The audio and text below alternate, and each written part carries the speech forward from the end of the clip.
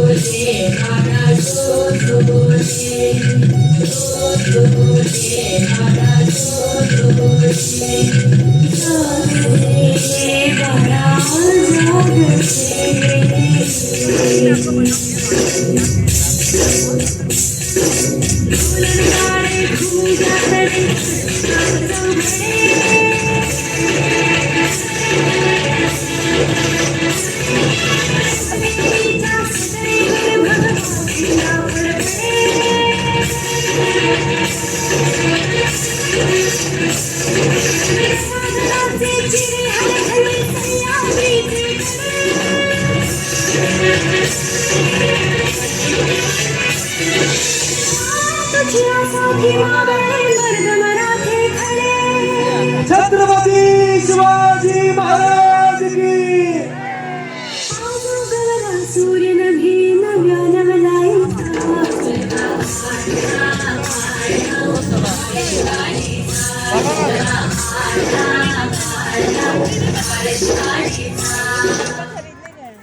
बालवयापासूनच शिवबांना माँसाहेब जिजाऊंनी रामायण महाभारतासारख्या गोष्टी सांगायला सुरुवात केली, ज्यामधून धर्म अधर्म सत्य असत्य न्याय अन्याय यातील फरक शिवबांना समजू लागला.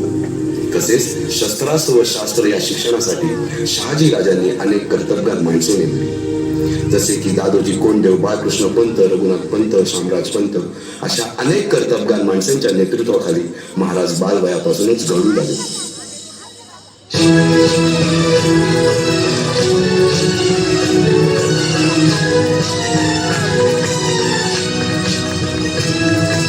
तूच अर्जुन तूच केशव तू तुझा हो सारथी.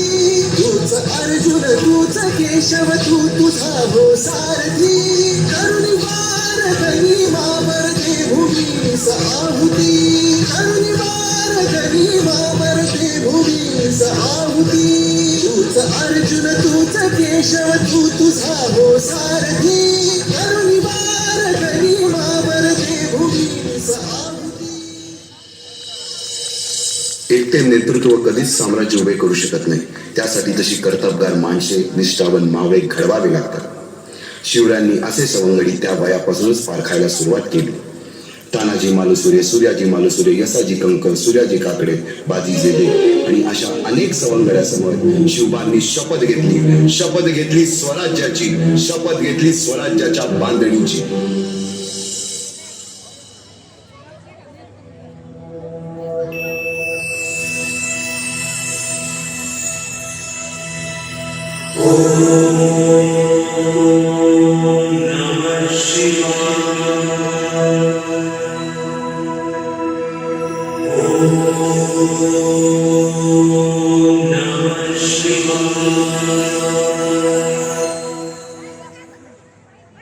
आम्ही मराठे यवनांची पीडा नष्ट करण्यासाठी हिंदवी स्वराज्य स्थापन करीत आहोत.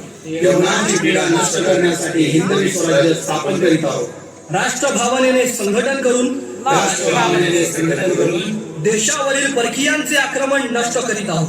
देशावरील परकीयांचे आक्रमण नष्ट करीत आहोत. स्वकीय व परकीय शत्रूंचे उच्चाटन करण्यासाठी शत्रूंचे उच्चाटन करण्यासाठी स्वराज्य स्थापन करीत आहोत. स्वराज्य स्थापन करीत आहोत. यात तू आम्हास यश द्यावे. यात तू आम्हास यश द्यावे. हे राज्य व्हावे, हे राज्य व्हावे, ही तर श्रींची इच्छा. रायरेश्वरासमोर शपथ घेतली आणि स्वराज्याची घोडदौड सुरू झाली. तोरणा किल्ला घेऊन स्वराज्याचे तोरण बांधले. पुढे मुरुंब देवाचा डोंगर, कुवारीगड, सुभान मंगल, कोंढाणा, शिरवळचा किल्ला, पुरंदर आणि 12 मावळ स्वतंत्र झाला. पुढे राजांनी पराक्रमाने जावळी देखील घेतली. परंतु त्यानंतर स्वराज्यावर ओढवले भले मोठे संकट. ते संकट म्हणजे अफजल खान.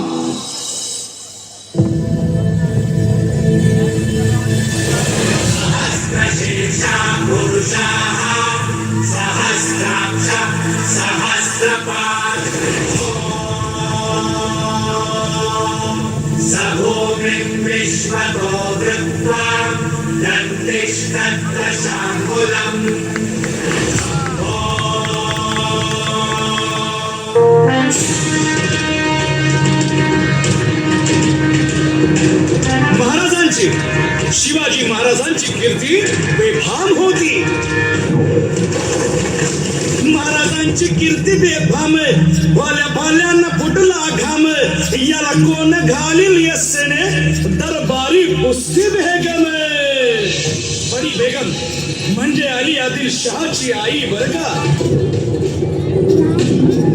नजरेत तिच्या अंगार, दरबार झाला गपगार. कुणी घेईना पुढाकार, साऱ्यांनीच मानली हार. इतक्यात अचानक एक सरदार उठला, बोलला, हम लाएंगे शिवाजी को. आणि त्यानं विडा उचलला. नवतेच अफजल खाने, या नवतेच अफजल खाने, चिता जागता जन्मू सहिताने. कान बोलला छाती ठोकून, शिवबाला टाकतो चिरडून.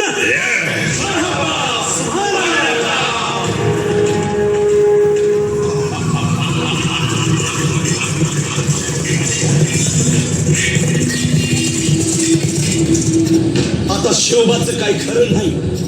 इकडं निजाम, तिकडं मोगल, पलीकडं इंग्रज. जो तो हेच बोलू लागला. महाराज, आपला जीव मोलाचा आहे. खानाचं सैन्य अफाट आहे. त्याच्यासमोर आपला टिकाव लागणं अवघड आहे. काही दिवसांसाठी आपण कुठेतरी अज्ञातस्थळी निघून जाऊ. काय म्हणाल रायबा? मासाहेब, आम्हाला आमच्या जीवाची पर्वा नाही. राजांचा जीव वाचणं गरजेचं आहे. रायबा, शिवबा केवळ आमचा पुत्र नाही, तर अवघ्या मराठी जनांचा स्वाभिमान आहे. या मातेने आपला पुत्र गमावला तरी बेहत्तर, परंतु भ्याडपणे पडून जाऊन या मराठी मुलखाचा स्वाभिमान गमावता कामा नये. अशा वाघिणीचा क्षोभ.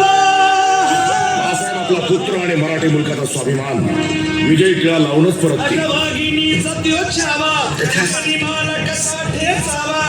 डोक्यात नेहमी कावा, भेटीचा धाडला सांगावा. खानाच्या भेटीसाठी महाराजांना एक शानदार शामियाना उभारला होता. आणि अशा या शामियान्यात खान डौल पडुले तयारा, खान डौल पडुले तयारा. सय्यद बनला त्याच्या संगतीला, सय्यद बनला त्याच्या संगतीला. शिवबाच्या संगती महाला. राजाला पाहून खान म्हणतो कसा, आओ शिवाजी, आओ हमारे गले लग जाओ. खानानं राजाला आलिंगन दिलं आणि दगा केला. कानाभिमान मान्याला, कानाभिमान मान्याला. कट्यारीचा वार त्यानं केला, कट्यारीचा वार त्यानं केला.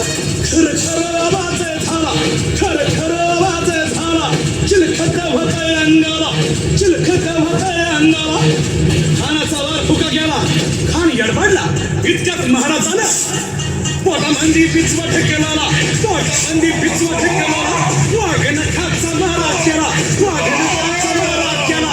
तरा तरा घडलं पोटाला, तडा गेला खानाचा कोटा. भाई रे आलाजी, भाई रे आलाजी.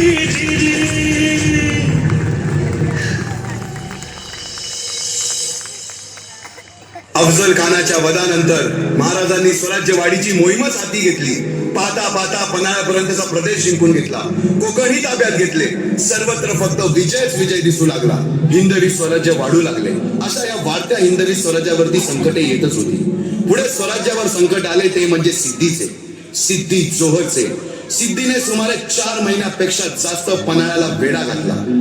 या वेड्यातून महाराजांना सुटकेसाठी बाजीप्रभू देशपांडे, शिवा काशी व अनेक बांधलांनी पराक्रमाची शिकस्त केली. समोर मृत्यू दिसून सुद्धा शिवाकाशी पती शिवराय बनून सिद्धीच्या शामियानात जातात.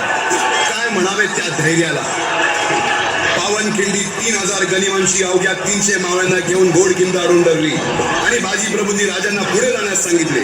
काय म्हणावे त्या शौर्याला. राजे लाख मिले तरी चालतील, परंतु लाखांचा पोशिंदा हा जगलाच पाहिजे. जा राजे जा, फक्त एक करा.